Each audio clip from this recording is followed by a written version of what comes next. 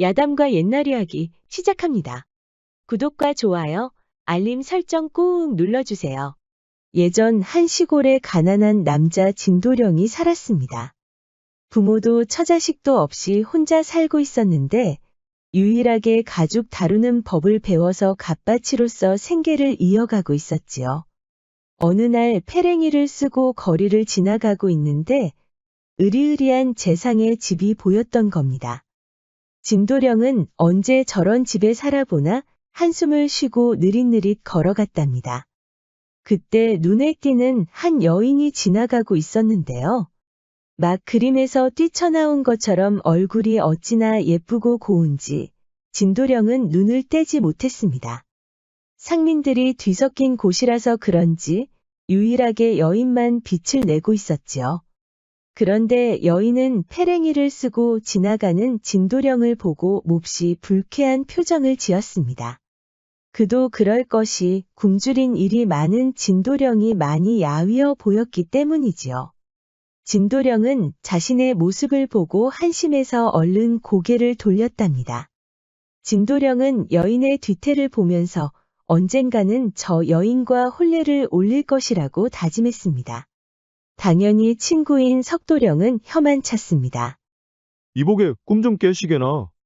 자네처럼 가죽신만 만들어서 어찌 그런 여인을 넘볼 수 있겠나. 저기 재상처럼 아니더라도 그럴싸한 집이라도 있어야 하지 않겠나. 그러자 진도령은 이를 꽉 깨물더니 한 가지 다짐했습니다. 기필코 저 여인과 혼례를 올릴 테니 두고 봐라. 진도령은 그날 밤새 고민하더니 다음 날에는 가죽신 만드는 일도 포기해버렸습니다. 석도령은 드디어 저 친구가 미쳤구나 하며 고개를 절레절레 저었지요. 진도령은 그날 푹 잠만 자고는 다음 날 아침부터 재상의 집을 찾았습니다. 누군가 대문에서 부르니 머슴들은 당연히 벼슬아치라도 되는 줄 알고 얼른 마중을 나왔습니다. 그런데 웬 몸이 마르고 지저분한 남자가 서 있는 게 아닙니까? 머슴들은 기가 막혀서 당장 내쫓으려고 했지만 진도령은 재상이 나오지 않으면 이 자리에서 죽을 것이라고 큰 소리쳤습니다. 너무 놀란 머슴들은 뒤로 물러섰고 여종들은 멀리서 입을 막고 지켜보고 있었지요. 그때 재상이 밖으로 나왔습니다. 밖에 무슨 소란인가? 머슴들이 막 사정을 얘기하려는데 오히려 진도령이 터벅터벅 걸어나가더니 큰 소리를 쳤습니다. 대감마님, 저에게 단 이각의 시간만 주시옵소서. 이놈은 누구길래 나에게 시간을 달라는 것이냐? 단 이각이옵니다. 그것도 아니 되겠습니까? 보기에는 몸이 마르고 별 볼 일 없어 보였지만 그 눈빛만은 아주 생생히 살아있었지요. 재상은 순간 진도령의 기백에 놀라 흠칫했습니다. 결국 재상은 진도령을 방으로 들였지요. 대감마님, 저에게 300냥을 빌려주시옵소서. 몇 달 안에 반드시 갚겠습니다. 재상은 기가 막혔지만 진도령의 당당함에 그 사연이라도 들어보고 싶었습니다. 아무리 그래도 그렇지. 처음 보는 자에게 어찌 300냥을 냉큼 줄 수 있는가? 진도령은 그동안 갓바치 일을 하면서 고생했지만 이제는 더는 그렇게 살 수가 없어 큰 각오를 했다고 말했습니다. 그것이 무엇인지는 말을 못하겠다고 하니 재상은 답답했지요. 재상은 기필코 대답을 듣고야 말겠다며 물러서지 않았습니다. 그러자 진도령은 돈을 주지 않으면 혀를 깨물고 죽을 것이며 그렇게 된다면 재상에게 큰 해를 끼칠 것이라고 경고했습니다. 대신에 300냥을 준다면 그 돈을 갚을 뿐더러 이자까지 쳐주겠다는 겁니다. 으리으리한 집까지 있어서 300냥은 재상에게 큰 돈은 아니었지요. 결국 재상은 진도령의 눈빛을 조용히 응시하더니 속는 셈치고 돈을 내주었답니다. 진도령은 큰 절을 올리고는 바로 주막으로 달려갔습니다. 그리고 고기를 시켜서 마음껏 먹는 겁니다. 주막 주인도 진도령을 지나가면서 잘 알고 있었기에 많이 의아한 일이었지요. 그렇게 며칠 동안 고기를 먹었더니 진도령은 살이 찌고 건강해졌습니다. 이제 몸을 깨끗이 하고 비싼 옷도 구했습니다. 갑밭이 일을 하면서 상상도 못한 일을 벌이고 있는 겁니다. 그렇게 비단 옷까지 차려입으니 진도령은 누가 봐도 벼슬아치로 보였답니다. 그리고 며칠 동안 보이지 않던 진도령은 재상의 집 근방에 있는 여각으로 향했습니다. 호화로운 여각 풍경에 진도령은 잠시 머뭇거렸지만 당당한 표정을 하고 들어갔답니다. 이 여각 근처에는 아주 깔끔한 주막 하나가 있었는데요.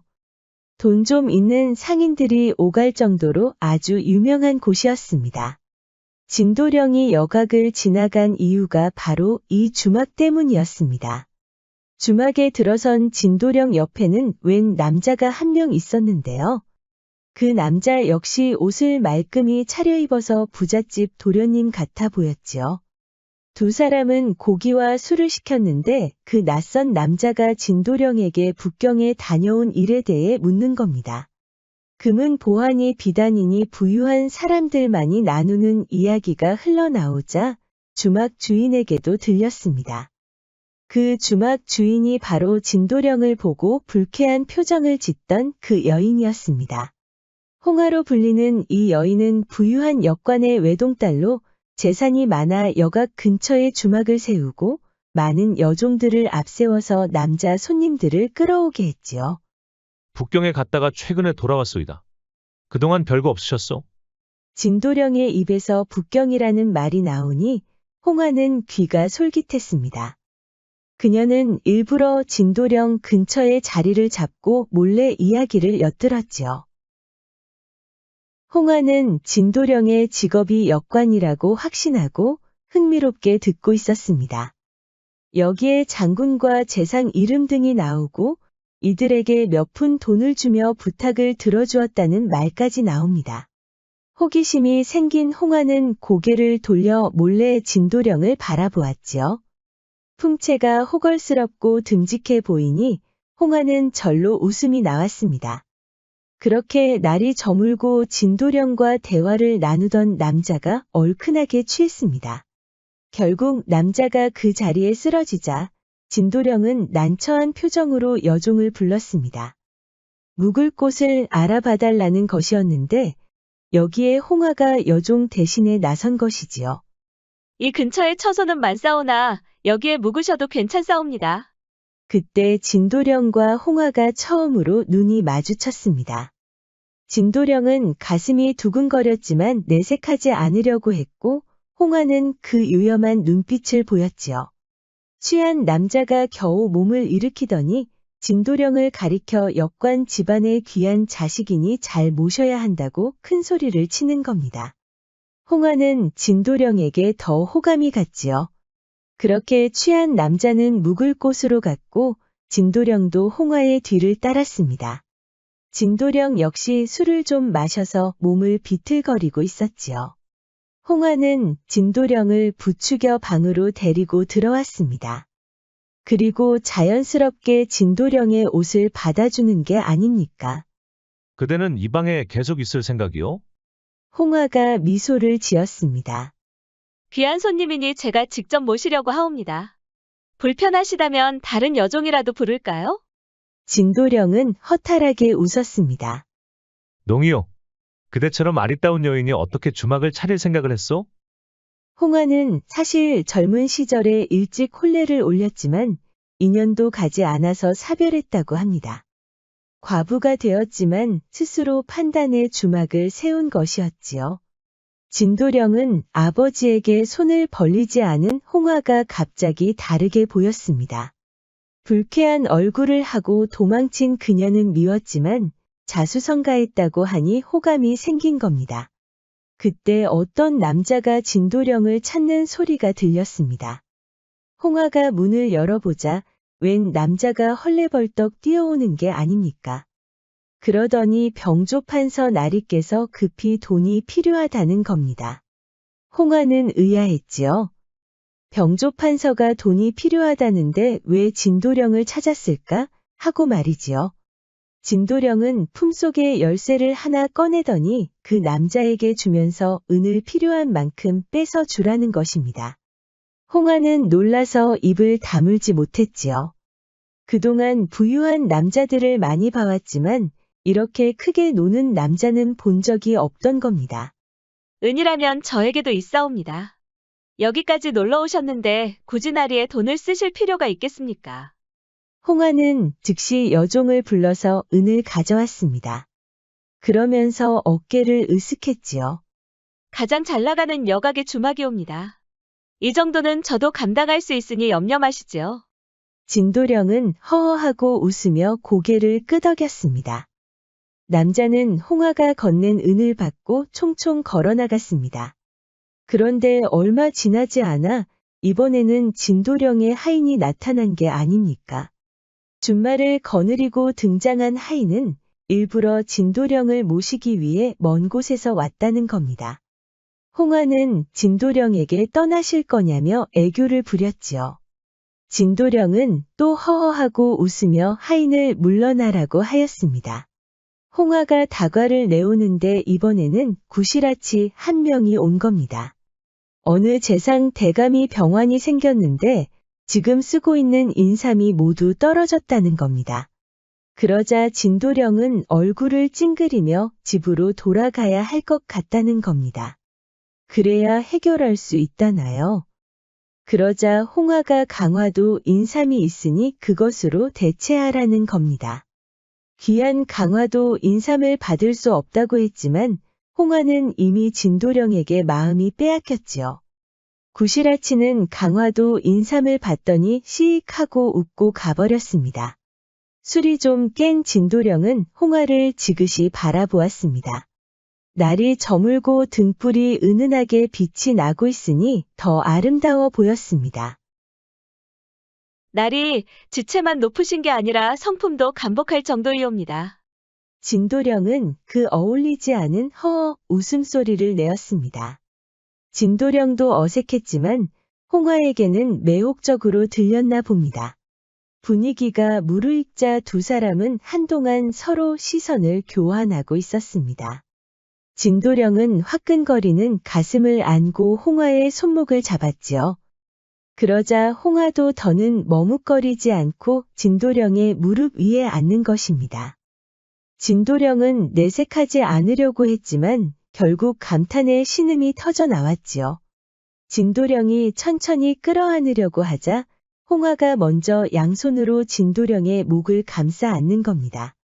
이 향긋한 냄새가 어디서 나는지 진도령이 궁금할 찰나에 홍아의 아름다운 가슴에 또 한 번 감탄했지요. 선이 어찌나 아름다운지 진도령은 넋이 빠져 쳐다보고 있었습니다. 홍아는 진도령을 완전히 자신의 남자로 만들어야겠다고 생각했는지 그대로 눕혀 바지를 벗겼습니다. 손놀림이 제법 자연스러워 진도령은 침을 꿀꺽 삼켰습니다. 그렇게 거사를 치른 이후 진도령은 떠날 채비를 하였습니다. 준말을 거느린 하인이 나타나더니 한 영공께서 의논할 일이 있다는 겁니다. 홍아는 울상이 되었지요. 날이 여종을 보내 안부를 여쭙고 싶사옵니다. 어디로 가면 되겠사옵니까? 남쪽 성문 밖에 집이 있네. 가기 전에 온갖 꽃이 피어 있으니 찾기 어렵지 않을 게야. 홍아는 진도령이 그리워 바로 여종들을 보냈답니다. 그런데 어스름에 돌아온 여종들이 진도령의 집을 찾지 못했다는 겁니다. 너희들이 길을 잃은 것이 아니냐.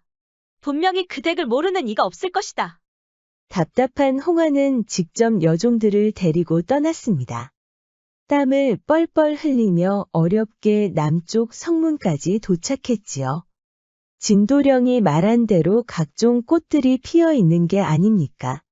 그런데 그 집은 바로 진도령에게 돈을 빌려준 재상의 집이었습니다. 홍아는 아무것도 모르고 기뻐했습니다. 여기가 바로 내 집이구나.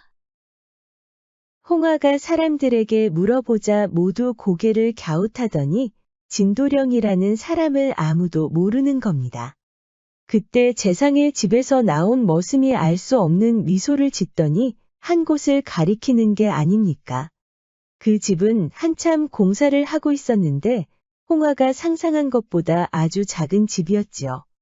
거기에 바로 진도령이 있었던 겁니다. 진도령한테 감쪽같이 속은 홍화는 불같이 화를 냈습니다. 그런데 진도령은 아주 떳떳해 보였지요. 홍화는 더러운 거지 보듯이 불쾌한 표정을 지었던 일이 떠올랐습니다. 그래서 날이 아니지, 니놈이 감히 안가품이라도 했다는 거냐? 말은 바로 해야 하지 않겠소. 나는 그저 그대가 좋아하는 일만 했을 뿐이오. 홍화가 분노해서 뺨을 치려고 했지만 진도령의 살집 많은 손에 꽉 잡히고 말았답니다. 술 취한 손님이나 준말을 거느린 하인, 구스라치 등 모두 진도령이 돈으로 고용한 사람들이었습니다. 진도령은 홍화가 준 은과 인삼으로 재상에게 진 빚을 모두 갚았지요. 재상은 기특하다면서 진도령이 살만한 집을 지어주었던 겁니다. 홍화는 진도령이 괘씸했지만 자초지종을 모두 듣고 나서 다시 호감이 생겼답니다. 게다가 지난밤 일은 절대로 잊을 수 없을 정도로 황홀했으니까요. 그렇게 두 사람은 혼례를 올렸답니다. 이 이야기를 듣고 배가 아픈 남자가 있었으니 바로 친구 석도령이었습니다. 석도령도 진도령처럼 되고 싶어서 용기를 내보기로 했습니다. 한 재상의 집 앞에서 큰 소리를 치니 당연히 머슴들은 벼슬아치라도 온 줄 알고 마중을 나왔습니다. 그런데 몸이 마르고 지저분한 남자가 있으니 기가 막혔지요.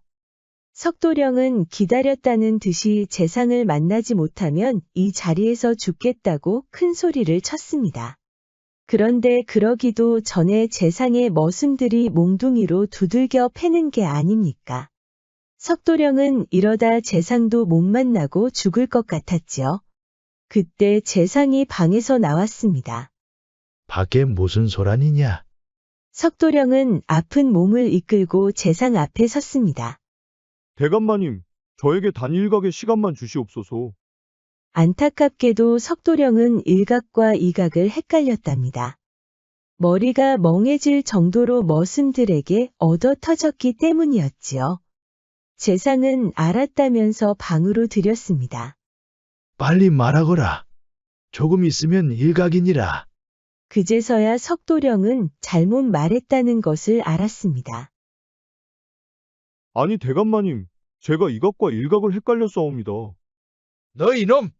감히 어느 안전이라고 그 혀를 함부로 놀리는 것이냐? 빨리 말하지 않으면 내쫓겠다. 예, 그러니까 그것이 이렇게 된 것이옵니다. 저에게 300냥을 주시면 은과 인삼을 팔아서 드리겠사옵니다. 은과 인삼은 나한테도 있다 이놈아. 석도령은 이게 아닌데 하더니 진도령이 한 말을 떠올려 보았습니다. 일각 다 됐느니라. 이제 네 놈을 내쫓아도 되겠느냐? 대감마님, 아무튼 일단 300냥을 주시옵소서. 미친놈이 아닌가? 여봐라 아무도 없느냐? 대감마님, 알겠사옵니다. 다시 제 말을 들어주시옵소서. 그러니까 300냥을 주시면 제가 어떻게든 갚겠사옵니다. 그러니까 내가 왜 네 놈한테 300냥을 줘야 하냐 이 말이다. 저기 가면 여각 근방에 주막이 있사온데 그 주인이 과부여야 하옵니다. 그리고 제가 사람들을 하인과 구스라치로 고용해서 은과 인삼들을 제 손으로 가져오겠다 이것이옵니다. 무슨 개소리야 이놈아. 당장 꺼지지 못하겠느냐? 그러니까 제가 역관 행세를 해야 하오니 300냥을 주시옵소서. 이놈이 감히 날 기만하느냐? 관가로 끌려가고 싶지 않거든 당장 꺼지거라. 석도령은 밖으로 내쫓기면서도 다시 잘 외워서 돌아오겠다고 큰 소리를 쳤습니다. 어쩔 수 없이 석도령은 진도령에게 돈을 빌렸지요. 석도령은 이제 가장 큰 고비가 남았는데도 돈을 빌렸다는 것에만 기뻐하고 있었답니다. 석도령은 진도령이 한 것처럼 먼저 주막에서 고기를 시켜 먹었습니다. 그런데 모처럼 먹은 고기 맛에 석도령은 매일 과식을 하는 바람에 살이 많이 찌었답니다. 진도령처럼 적당히 쪄서 풍채가 좋아 보여야 하는데 석도령은 그렇지 않았지요. 미리 아리따운 여인이 주인으로 있는 주막까지 알아봤지만 보기 좋게 실패했답니다. 청심과욕이라는 옛말이 있습니다. 마음을 깨끗이 하여 욕심을 적게 하라는 뜻이지요. 구독과 좋아요, 알림 설정 부탁드립니다. 앞으로도 재미있는 이야기가 많으니 다른 영상도 재미있게 봐주세요. 그럼 여러분 모두 오늘도 행복하고 즐거운 시간 보내세요.